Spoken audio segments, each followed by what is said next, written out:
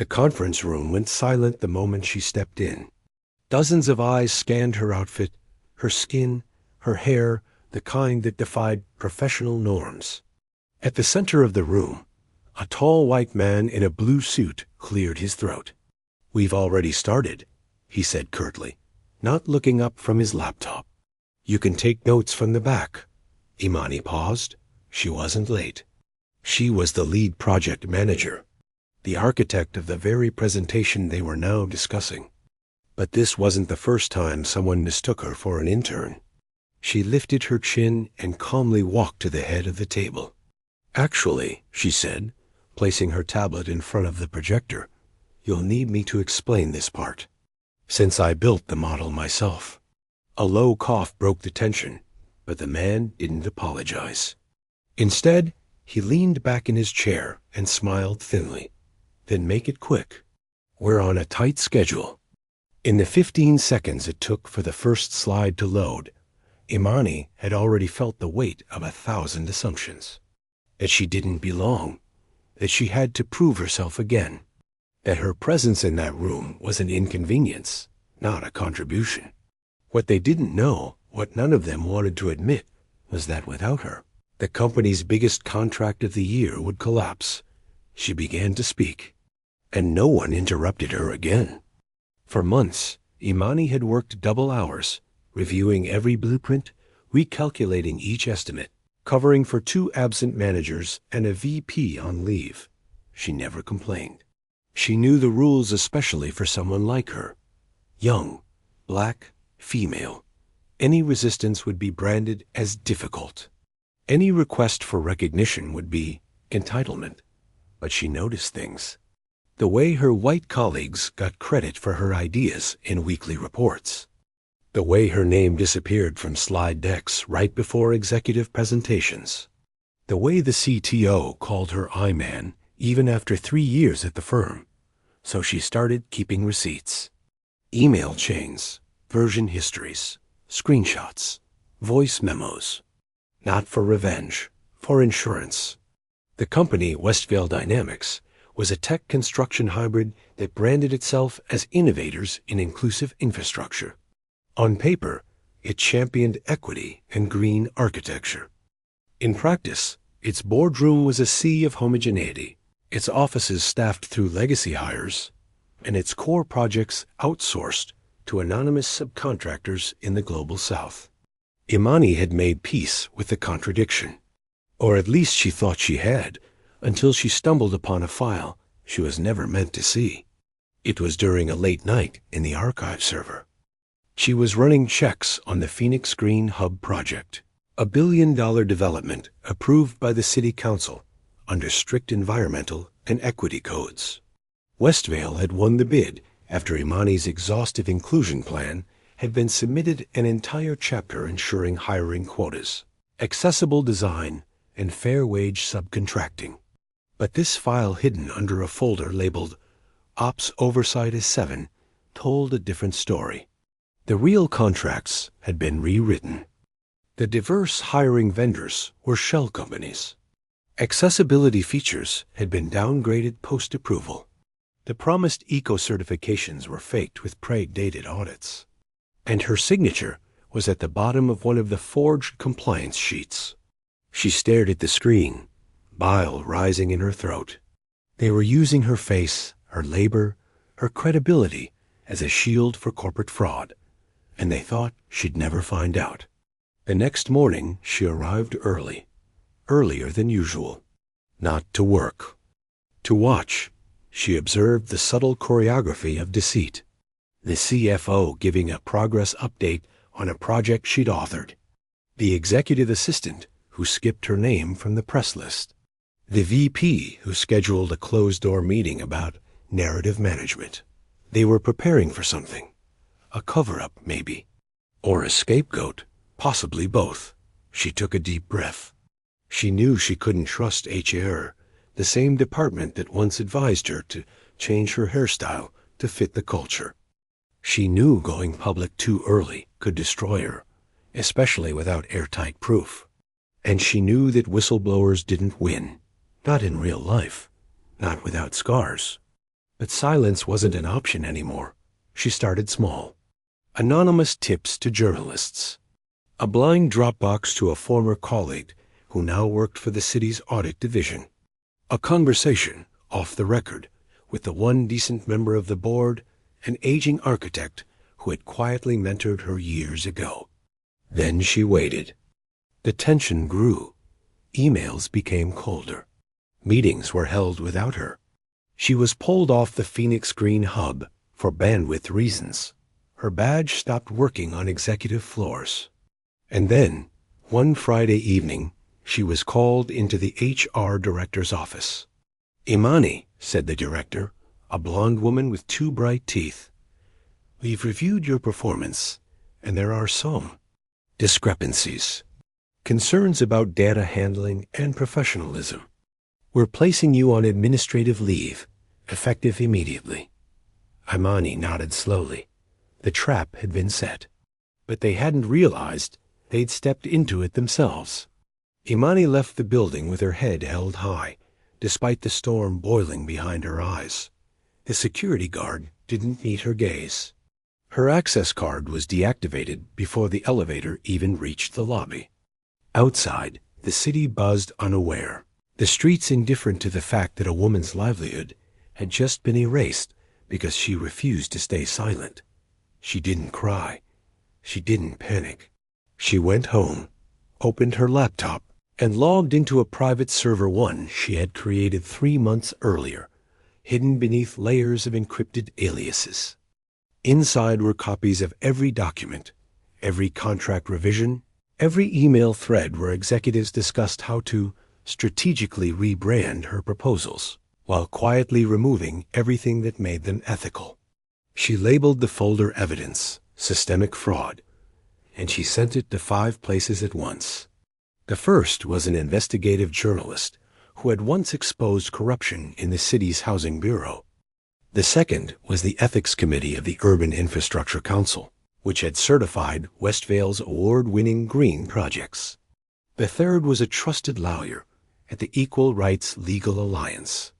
The fourth was a small but fierce social media account run by a coalition of young black architects.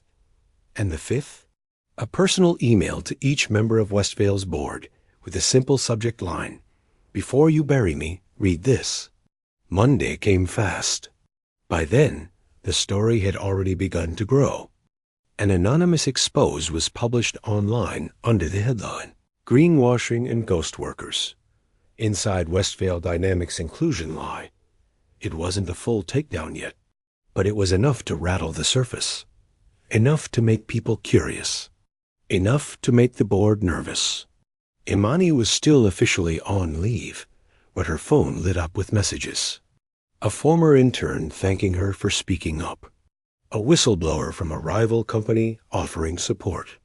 Her old university professor forwarding the article with a one-line email. "I always knew you'd shake the pillars." But the executives weren't silent for long. The next day, Westvale released a carefully worded statement denying all allegations, calling the leaks misinformation and labeling the whistleblower as a disgruntled former employee. Her name wasn't mentioned, but the implication was clear. They were going to paint her as bitter, emotional, unstable. She was ready. By Wednesday, the journalist contacted her. The paper wanted to publish the full story with her name. Real quotes. Real documents. "I need you to be sure," he warned. "This won't be quiet. You'll be a target." Imani looked out the window of her apartment. Her resume would be blacklisted. Her reputation in the industry could be ruined. Investors would circle the wagons. But her silence would mean more workers exploited, more names erased, more projects built on lies. "I'm sure," she said. The article dropped on a Friday morning. They used my face to sell a lie. One black woman's fight against corporate greenwashing. Imani's photo was on the cover, serious, unflinching, uncompromising. Inside were quotes from the documents, photos of falsified signatures, and a timeline connecting the Phoenix Green Hub to the forgery trail. Testimonies from other silenced employees added weight to her words. It spread like wildfire. By noon, the Urban Infrastructure Council suspended Westvale's project certifications pending review. By 3 p.m., city auditors launched an inquiry into the company's public contracts. By 6 p.m., 2 executives resigned, but Westvale wasn't done. That night, she received a letter formal, legal, and laced with menace. They were suing her for defamation, breach of contract, and theft of intellectual property. It was a scare tactic, a way to silence her. But Imani had anticipated this too. Her lawyer filed a countersuit the same day.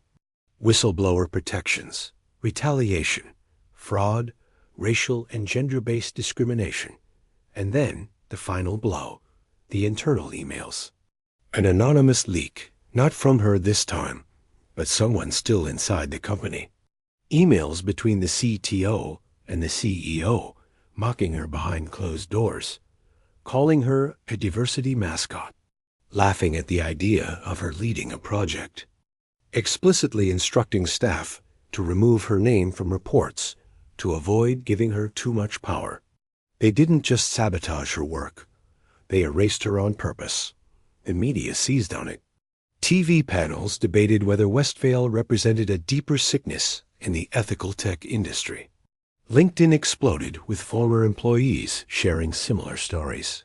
Students at her alma mater staged a silent protest with signs that read, "We are not your token." She built that project. Respect Black genius. By the end of the week, investors began to pull out. Westvale's board, now desperate, made a public offer to settle. They offered Imani a private payout, confidential terms, no admission of guilt. She refused. "I don't want a check," she told her lawyer. "I want the system to change." The board didn't expect that. They were used to silence being bought, used to stories dying out after a few days in the media cycle, used to the world moving on. But Imani refused to move on. Instead of settling, she partnered with the Equal Rights Legal Alliance and launched a public campaign. Build with integrity. It wasn't just about Westvale anymore. It was about the pattern, how so many companies used the faces of Black and brown professionals to front performative diversity, only to erase their labor, steal their ideas, and discard them the moment they spoke up. She gave interviews. She spoke at universities. She released parts of the evidence in short, plain language explainers online so anyone could understand the fraud, not just lawyers or engineers. Every video ended the same way. "I built the foundation of your future, and you tried to bury me beneath it." The campaign caught fire. Young professionals began sharing their own stories of erasure. Hashtags trended. A collective of Black urban planners proposed a new standard for ethical development, named after Imani. Activists demanded the city council suspend all current Westvale contracts until the investigation concluded. And most importantly, people listened. Meanwhile, inside Westvale, panic spread like mold in a broken pipe. More employees came forward, emboldened by Imani's courage. A female engineer testified about being forced to train a white junior who was later promoted above her. A contractor revealed how their wages had been slashed without notice. A middle manager confessed to shredding original documents under executive orders. The company issued more statements, each more desperate than the last. They claimed to be reviewing internal processes. They promised a commitment to equity. They launched a task force led by the same people who orchestrated the cover-up. It fooled no one. Imani, meanwhile, remained calm. Not because she wasn't angry. She was furious, but because she had something stronger than rage. She had proof, and she had nothing left to lose. 2 months into the legal battle, the city held a public hearing. Imani was invited to testify. The chamber was packed. Journalists lined the walls. Activists filled every seat. Westvale sent a lawyer and a PR officer. No executives showed their faces. She stood behind the microphone, steady, unshaken. "I didn't come here today to talk about personal pain," she began. "I came to talk about public betrayal. This company received taxpayer money to build a better city. They used my labor, my research, and my identity to win that money. And then they built something else cheaper, less safe, less fair, and they expected no one would notice." She paused. "You could hear people breathing, but I noticed, and I have the receipts." She then submitted a packet of evidence into the public record: contracts, signatures, altered documents, everything that had been buried.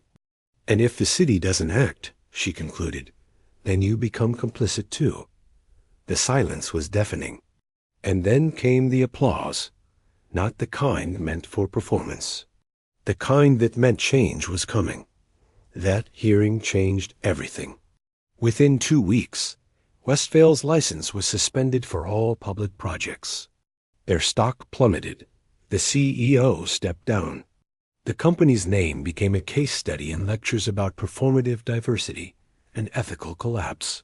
But the fight wasn't over. Imani's countersuit went to trial. In court, Westvale's lawyers tried everything. They called her disgruntled. They questioned her qualifications. They claimed she misunderstood the documents. They suggested she was bitter over being passed over for promotion. But every attack made them look smaller. And then her lawyer dropped the final piece, a recorded phone call between two executives, laughing about how someone like her would never understand the game. The jury took less than 2 hours to decide. Verdict: Westvale guilty of fraud, defamation, and retaliation. Imani awarded damages, plus a mandate for corporate reform overseen by an independent equity board. It was a legal victory. But for Imani, it was something more. It was vindication. In the weeks that followed, the calls started pouring in, not from corporations looking to hire her back into their machine, but from young women asking how she'd done it, how she'd stayed standing. She told them the truth. She hadn't always. There were nights she didn't sleep, days she questioned everything, moments she wanted to disappear.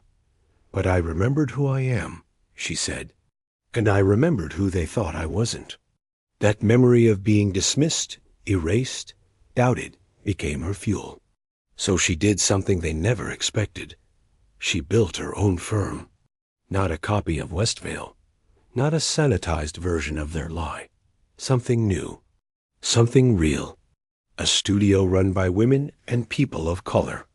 Transparent, cooperative, ethical. They didn't just design buildings. They designed justice into every floor plan. Their motto was simple: we don't build for power, we build for truth. And clients came, slowly, then steadily. Cities, communities, universities. People tired of performance and hungry for transformation. And at the center of it all was Imani, the woman they tried to erase, the woman they couldn't break, the woman who had rewritten the blueprint. Her firm didn't have a glossy skyscraper downtown. It didn't need one. Imani set up shop in a modest brick building on the south side, close to the community that first taught her what dignity looked like. The sign on the door read, Imani Collective, Design, Justice, Truth. Inside, sunlight poured through large windows. The air buzzed with quiet focus. Desks were shared. Ideas were free. Every voice in the room mattered, from the junior interns to the project leads.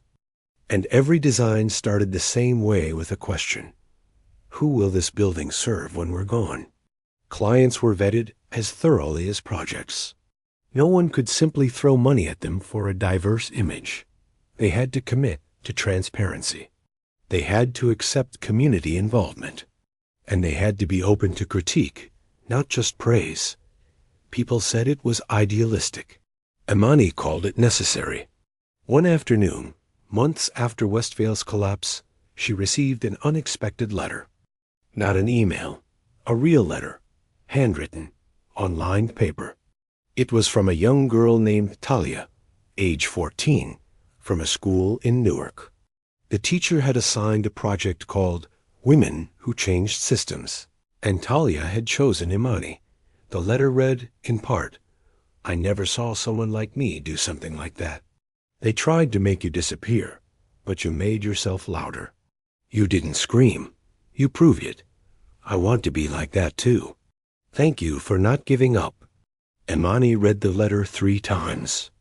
Then she wept, not from sadness, but from the overwhelming truth that change had happened. Not just in courtrooms or corporate boardrooms, but in minds, in mirrors, in a young black girl who now believed the system could be challenged and redesigned. But the work didn't end with a verdict or a new firm. Imani testified before Congress on corporate ethics. She co-authored a national report on greenwashing and labor fraud. She consulted with the Urban Development Authority to implement stricter transparency rules for public-private partnerships. Each time she spoke, she returned to a core message. Injustice is not just loud. Sometimes it's quiet.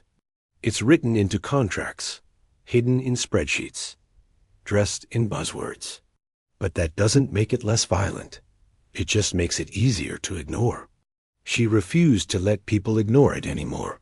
Years passed. Her firm grew slowly, deliberately. She didn't want scale. She wanted impact, and she got it. One of her team's most acclaimed projects was a community library in a long-neglected neighborhood.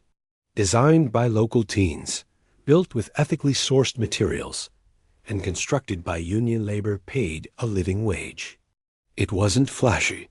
It didn't win corporate awards. But it changed lives. Children who had never owned books now had shelves full. Elders who had been displaced found gathering space. Immigrants attended free language classes in a hall filled with sunlight. Imani visited often. She always sat in the same chair by the front window.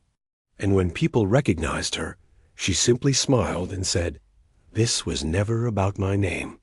It was about all the names they tried to erase before mine." One evening, she received an invitation. A new architecture firm founded by young black designers wanted to honor her at their inaugural symposium.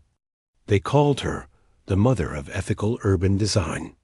She laughed when she read the title. Then she accepted.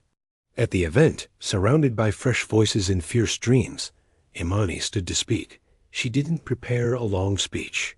She didn't need to. She looked at them, eyes full of fire, of fearlessness, and said, "Don't build for them. Build for us. And never forget, systems don't crumble from outside noise. They collapse from the inside when someone dares to tell the truth."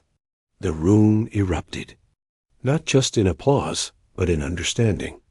The blueprint had been rewritten, and now it was being passed on. As she left that night, a reporter stopped her on the sidewalk. "Ms. Imani," he said, recording, "do you think justice was served in your case?" She paused, thoughtful. "Justice," she said slowly, "isn't a finish line. It's a foundation. I didn't win. I broke ground." He lowered the mic, unsure how to respond. But she didn't wait. She turned, coat flowing behind her, and disappeared into the night. No spotlight, no fanfare, only legacy, only truth. Years later, long after Westvale Dynamics had been reduced to a cautionary footnote in business textbooks, Imani stood at the edge of a new construction site.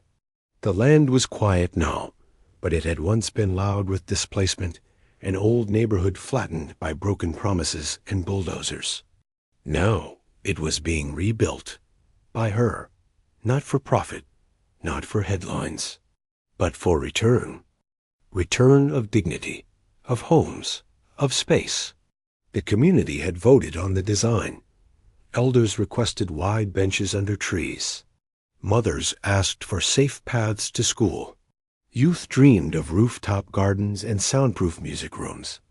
No one demanded profit margins, only belonging. As the sun set behind the first rising beams, Imani closed her eyes and listened, not to noise, but to the echo of something truer than concrete, something earned. And in that silence, she remembered everything. The boardrooms that tried to unname her, the humiliation she carried like iron in her blood, the moment she stood in a courtroom, trembling but defiant, the quiet click of an email sent with the subject line, "Before you bury me, read this." And then she opened her eyes again, still here, still building. A documentary crew once asked her to describe the turning point when everything changed, when she became more than a victim of the system and became a force against it. She told them there was no single moment. It wasn't lightning, she said.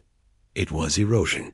Years of being unseen, unheard, until I realized I wasn't the one who didn't belong. The system was. They asked if she regretted not taking the settlement, not disappearing quietly. She smiled, sharp and warm. If I had taken their money, she said, I would have bought silence. But instead, I invested in truth, and it paid off in every life touched by the work we do now. Sometimes she would walk through that community library and see her name engraved in the dedication wall. But she always made sure her team's names were listed first. Justice, she believed, wasn't about spotlight. It was about structure, changing not just one building, but how buildings were imagined. Changing not just who sits at the table, but who owns the table. Changing not just how stories are told, but whose story is allowed to be real. And still there were challenges. Every year, new corporations rose, rebranding exploitation as opportunity. Universities held panels on inclusion while silencing radical student voices. Institutions tried to hire her as a symbol, inviting her for keynotes, using her face in brochures, and returning to business as usual once the applause faded. She declined most offers. But when she accepted, she used every platform as a wrecking ball, dismantling the illusions they clung to, one sentence at a time. She didn't flatter. She didn't soften the edges. And when asked why she was always so serious, she answered, "Because I've seen what happens when we mistake visibility for justice." One winter, she received a letter from the city council. They had voted unanimously to rename the Phoenix Green Hub, now rebuilt under ethical contractors, as the Imani Evers Public Complex. She had mixed feelings. It wasn't about ego. It was about principle. But in the end, she accepted. Because now, it wasn't her name on something fraudulent. It was her legacy on something true. At the ribbon cutting, she spoke softly, without a script. "I was never meant to be here," she said. "Not in their plan, not in their system, but I came anyway. And I stayed, and I spoke, and I built." Then she turned to the young girls in the crowd, black and brown and brilliant. "This space is yours now, not because someone gave it to you, but because someone fought for it. And now you will too." That night, as lights flickered on in the windows of the new community center, Imani walked the halls alone. She touched the smooth wood of the railings. She admired the angled ceilings, the solar panels, the wide ramps that defied the narrow thinking of old architecture. Everything was intentional, nothing forgotten. She stood in front of a glass wall, overlooking the garden, and whispered to no one and everyone, "They tried to make me small, but I made the truth too big to ignore." And so she remained not a symbol, not a martyr, a builder of truth, of justice, of a world where no one would ever again be told to stand in the back and take notes.